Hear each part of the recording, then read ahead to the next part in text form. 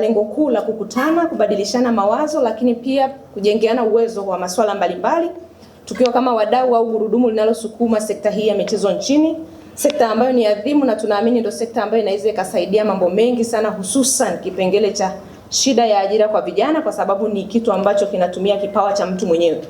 Kwa hiyo tumekaa kwa pamoja, tumekuwa na hizo mada kadhaa, na mada zilizowasilishwa ni pamoja na tumepokea taarifa ya utafiti wa ushiriki wa Watanzania katika michezo ambaye ilitolewa na Dr. Tomoe. Amefanya tafiti yake kwa muda aliokaa na sisi hapa, lakini ana mambo mengi ameyafind out, akaona ni vizuri kuyashare na vyama ili kwa lile ambalo kila mtu kwa eneo lake anatakiwa kulifanyia kazi basi alifanyie kazi.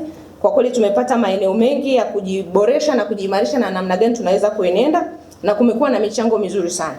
Lakini pia tulikuwa na mada ya pili ambayo ilikuwa inahusisha namna gani ya kuweza kutumia mitandao ya kijamii katika kujibrand na kujinetwork.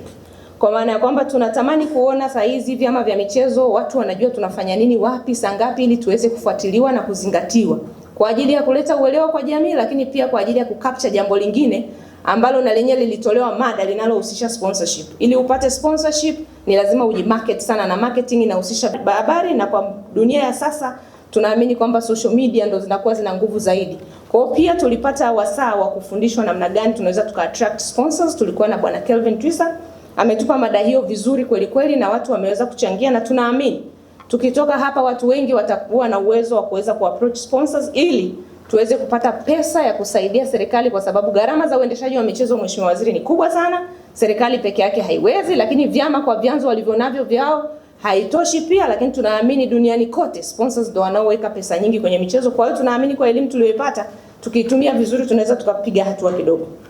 Tulikuwa na mada nyingine kubwa ambayo hii ilitolewa maelekezo na ofisi yako Mheshimiwa Waziri. Hii ni ya katiba ya mfano. Namna gani katiba inatakiwa izingatie mambo gani ya msingi. Na tukiamini kwamba kwa kuzingatia hili baada ya muda fulani yatatolewa maelekezo kwamba kila chama kitengeneze katiba kulingana na mambo yale ambayo leo tuliyajadili hapa.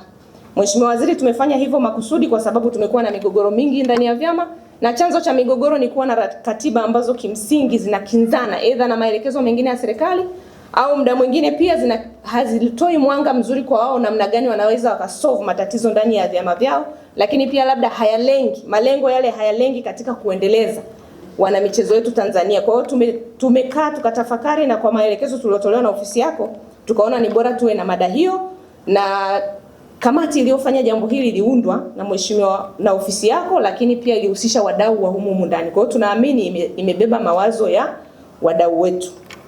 Mheshimiwa Waziri, kipekee sana tunashukuru kwamba kupitia mada hizo pia tulipata nafasi na wasaa wa kujadili mambo mengi, na miongoni mwa mambo key walioyataja wadau, sio yote sitayataja, lakini kuna baadhi machache ambayo yamekuwa ni maoni ambayo tunaona ni positive, ni pamoja na mapendekezo ya kufanya maboresho ya sera yetu ya maendeleo ya michezo, lakini kuimarisha mahusiano baina ya wadau kwa wadau, lakini mahusiano baina ya serikali na vyama vya michezo, namna gani ya kurejesha maeneo ambayo yalikuwa yametengwa kwa ajili ya shughuli za recreation ambazo zilikuwa zinasaidia watu kufanya mazoezi, kwa sababu mada ya mtu aliyesema ushiriki wa watu katika michezo ilionyesha kwamba kuna ushiriki mdogo hasa wa watu wenye umri mkubwa. Kwa hiyo ikaonekana pia changamoto ni kukosekana kwa maeneo haya.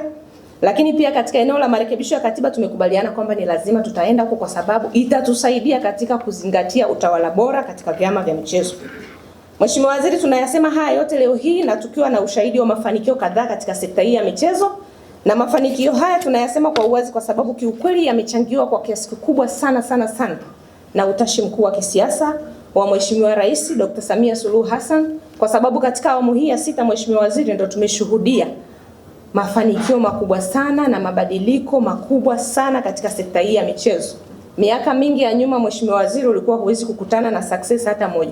Tunafahamu kwamba hatujafikia malengo tunayoyatarajia na kuyakusudia, lakini kwa kiasi kikubwa tuna ufahari kwamba kuna baadhi ya maeneo walau tumeanza kupiga hatua, na tunaamini kwa maono haya makuu ya Mheshimiwa Rais na kwa namna ambavyo uwekezaji mkubwa unafanyika kwenye sekta hii kwa sasa na serikali ya awamu ya 6, ndio maana tunakutana na hizi forums mara kwa mara ili tuendelee kueleweshana na kuambiana ni nini kinatakiwa kwa sasa, ili walau tuweze kurudisha fadhila ya kile ambacho kwa sasa mkuu wetu wa nchi anakifanya.